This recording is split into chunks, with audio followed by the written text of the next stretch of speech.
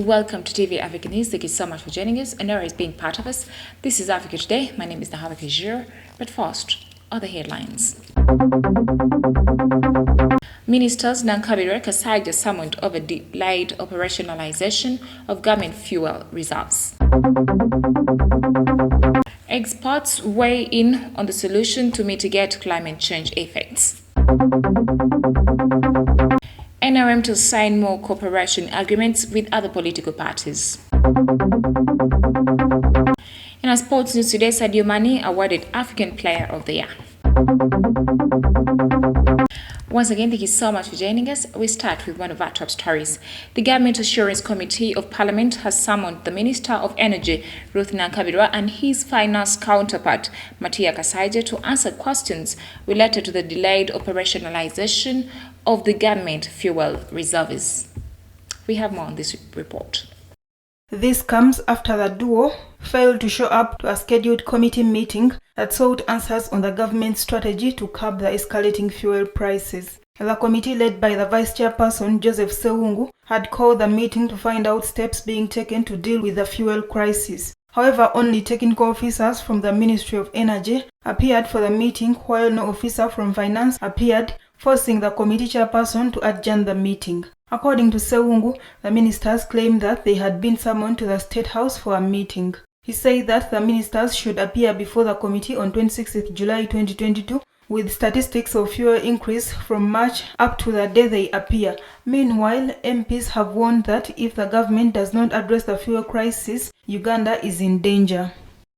In other stories making headlines, young people have been urged to fully engage themselves in tree planting and environmental protection to be able to mitigate the dangers of climate change effects. Take a look at this story. Speaking at the launch of the Environment Parliament at Hotel Africana in Kampala, Arthur Bainom Gisha, the Executive Director of Advocates Coalition for Development and Environment, said there is a need for tree planting and engagement of young people into environment protection through realizing their full potential in this cause.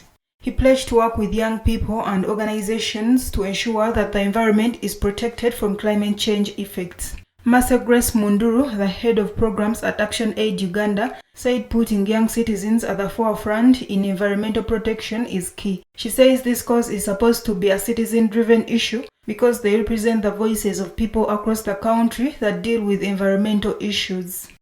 Why? Because none of what we do can make sense if citizens are not at the forefront, if they are not the ones driving these initiatives. They are best placed to understand their issues. They are the one that the world belongs to, and therefore putting them at the forefront and allowing them to lead discussions and generate actions that are workable is what we are passionate about, and it is what we should all strive to do. Because it's one thing for us as partners to stand here and speak about these issues, but if the community voices are not reflected, if their ideas for adaptation, if their resilience models are not reflected in the actions to save the world, then we shall be working in vain. She pledged to work with young people and organizations to ensure that the environment is protected. As ActionAid Uganda, we pledge to continue to support and work with young people, the organizations, their leaders and communities to drive actions towards saving our environment, saving the world, because this is what the world needs at this time. Moses Katende from Toria Green Foundation urged stakeholders to come up with environmental protection to be able to mitigate climate change effects. Ladies and gentlemen, we appeal to you all, especially the stakeholders and policy actors, to support this cause. We call on all citizens of this country to contribute to this effort with whatever resources they may have. We have initiated this platform for you to fully participate. It is not for us. It is not for Toria Green Foundation. It is for all of us to engage, to have this cause enabled. Environmental protection is the practice of protecting the natural environment by individuals, organizations, and governments. Its objectives are to conserve natural resources and the existing natural environment, and where possible to repair damage and reverse trends. Moving on, in our top stories, the Minister for Information, Communication and Technology, Dr. Chris Baryomonsi, has revealed that NRM party is engaging more opposition political parties to see that they sign more cooperation agreements with the ruling government. Now, Baryomonsi's revelation comes days after the ruling party signed a cooperation agreement with opposition party, the Democratic Party, and the appointment of its President General, Norbert Mao, as the minister in charge of constitutional affairs. We have the report. Addressing journalists at Uganda Media Center in Kampala, Dr. Chris Baryomonsi, the Minister for Information, Communication and Technology, said that NRM is engaging other political parties to sign more cooperation agreements, and thus Mao's appointment to a ministerial position should not be a surprise. Baryomonsi says that NRM has been accommodating other individuals and political parties since its inception in 1986, adding that it is a party that believes in working together with other political parties as its core principles provides. Baryomonsi further condemned the political violence advocated by some political opposition leaders, saying that believing in different political ideologies does not mean throwing stones at each other, orchestrating violence and criminality, but rather accommodating each other, saying that we need a national consensus if the country is to move forward, saying the political differences should not make Ugandans suffer. Commenting on the political violence in the Makerere Guild elections that resulted into the death of one Maikobe Tungurabe Wate, a law student of Uganda Christian University, Baryomonsi said that Cabinet is awaiting the decision of the University Committee and offer guidance on how politics should be managed in institutions of learning. Africa Today takes a quick break. We shall come back with the international news.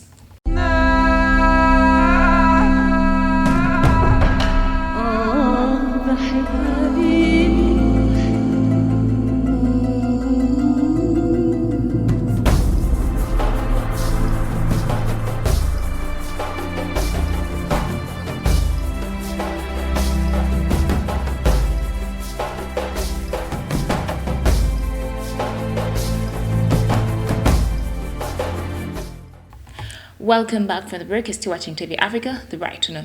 In international news, Lesotho say that it will hold its general elections on October 7th in the latest round of polling in the landlocked southern African country. Now, the date was contained in a notice dated July 19th and signed by the head of the country's electoral commission, but published on Wednesday. We have more. The mountainous kingdom of 2 million people, entirely surrounded by South Africa, Lesotho, has suffered repeated bouts of instability and army interference in politics. The elections were announced after King Leslie III dissolved parliament in line with procedures to prepare for new polls. The outgoing parliament failed, however, to pass a law on electoral reform aimed at ending political volatility. The proposed changes would have prohibited lawmakers from switching party allegiance within the first 3 years of their tenure. The reforms would have also made the king commander of the armed forces, a move aimed at preventing political leaders from meddling in the security services. Lawmakers elect a prime minister to head government, and the premier usually comes from the party with a majority in 120-seat parliament. Between 2012 and 2017, Lesotho held 3 elections that resulted in fractious coalitions and turbulence. Moving on, in international news making headlines around the world, millions of refugees and migrants in vulnerable situations, such as low-skilled migrant workers, face poorer health outcomes than their host communities, especially where living and working conditions are substandard, according to the first World Health Organization World Report on the Health of Refugees and Migrants. We have more. This has dire consequences for the probability that the world will not achieve the health-related sustainable development goals for these populations. It also illustrates the pressing need to address the root causes of ill health and to radically reorient health systems to respond to a world increasingly in motion. Based on an extensive review of literature from around the world, the report demonstrates that refugees and migrants are not inherently less healthy than host populations. It is rather the impact of the various suboptimal health determinants such as education, income, housing, access to services, compounded by linguistic, culture, legal and other barriers, and the interaction of these during the life course that are behind poor health outcomes. The report reiterates that the experience of migration and displacement is a key factor in a person's health and well-being, especially when combined with other determinants. Moving on, the UN has bonded plans by the governments of Zimbabwe and Zambia for the development of golf course lodges and a hydroelectric dam near the Victoria Falls will put the renowned tourist destination at risk of losing the World Heritage Site status. We have more. A report composed by officials of the United Nations Educational, Scientific and Cultural Organization who visited the site for 5 days cites the inconsistency in the use of precious boundaries and buffer zones with regard to plans by authorities in Lusaka and Harare. The UNESCO team has also called for a halt to the building of a 300-bed hotel complex on the Zambian side. It also comes after the Zimbabwean government announced plans to intensify efforts to lure investors by developing infrastructure with the end goal of achieving site status. Featuring unique rock structures, Victoria Falls is the world's largest sheet of falling water. It earned its World Heritage Site status in 1989. A lack of full transparency about ambitious projects on either side of the Zambezi River which feeds the falls is fueling local rumors of corruption, the paper adds. From that, the Dos Santos children have agreed that their father will be buried in Luanda, Angola, but only after the general elections on August 24th.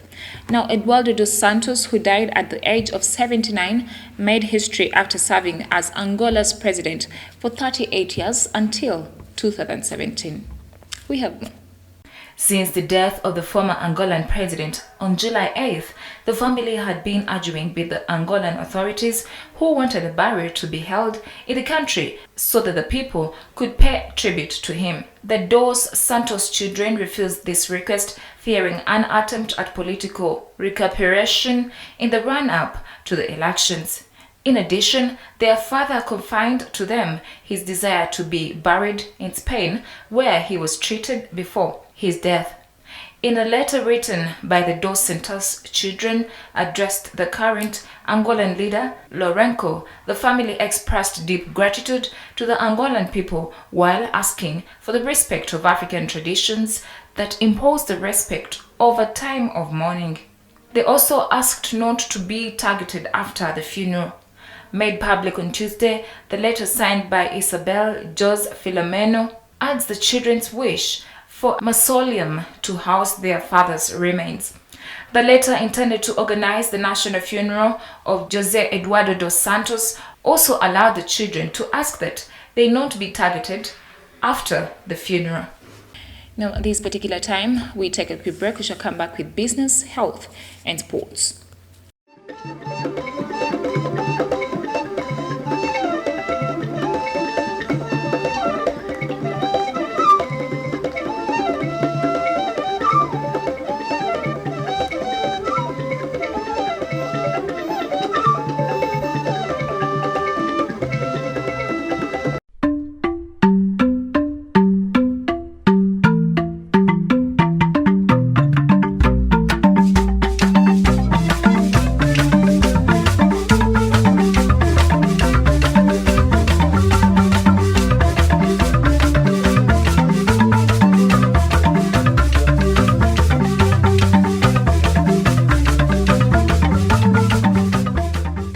Welcome back from the break. You're still watching TV Africa, the right to know.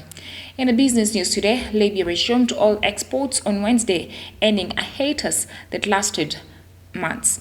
Now, the resumption came after the country restarted production at oil fields following the firing of the chairman of the state-run oil corporation by one of the country's rival governments. We have more on this report. A Malta-flagged tanker, Matala, docked at the Al Sidra terminal to ship 1 million barrels of crude oil, according to the new leadership of the National Oil Corporation. Two other tankers, the Marshall Islands flagged Nissos Sifnos and the Liberia flagged Crodmed, were scheduled to ship 1.6 million barrels on Wednesday from the terminals of Zueitina Ras Lanaf, according to the NOC. Mohamed Hamoud, a Government of National Unity spokesperson, said exports had been going smoothly and were increasing continuously throughout the day. Last week, the NOC lifted a force measure which was declared in April at several oil facilities after tribal leaders aligned with powerful commander Khalifa Hiftar shut them down. A force measure clause is commonly found in legal contracts, enabling the parties to relieve themselves of contractual obligations due to extraordinary circumstances. Production was resumed on Tuesday at several fields, including the Sharara, the county's largest, after 3 months of closure, the NOC announced.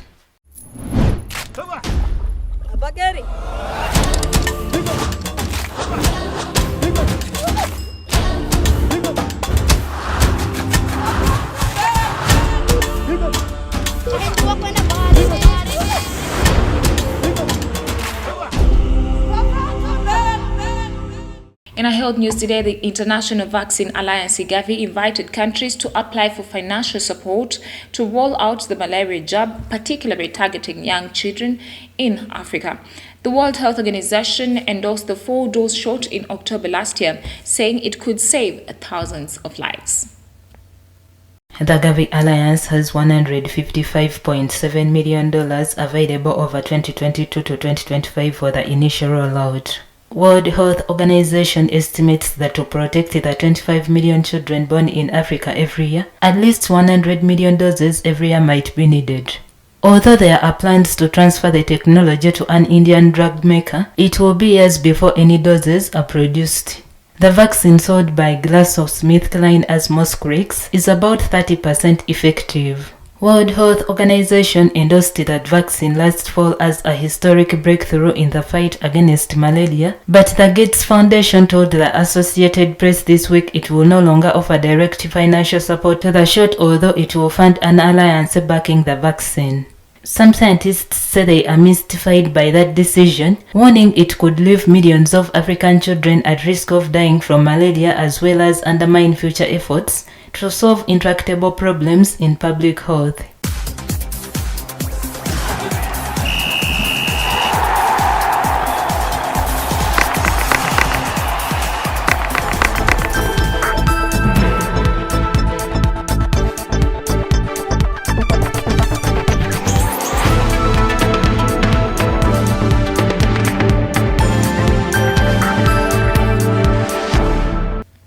In a sports news today, Senegalese striker Sadio Mane has been awarded the Best African Player of the Year.